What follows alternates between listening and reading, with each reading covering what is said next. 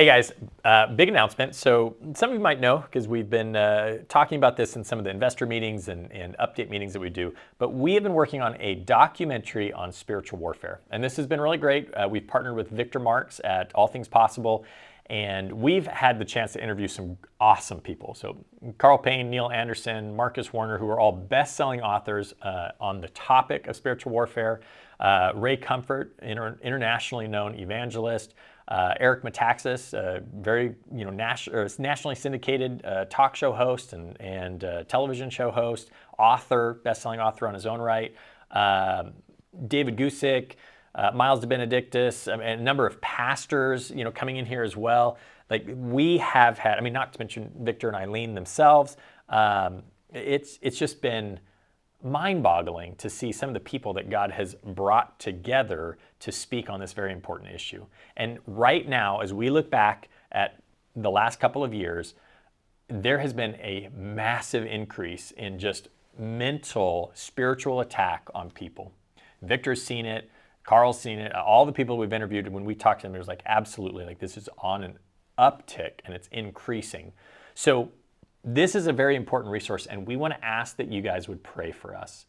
We're specifically talking about it right now because putting this out there, we feel it's going to have a very massive impact in the church, and we need prayer to cover it. We feel the prayer of people when we are working on this. So pray that we be creative, that we be diligent, that this all comes together.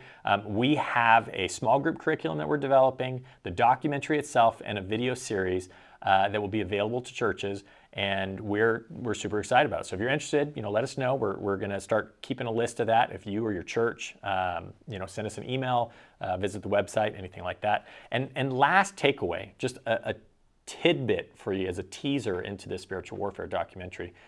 If there was one thing that my eyes have opened to as we've watched this, or as we've gone through all of these interviews and put this together, is that the spiritual battle is not a battle of holiness.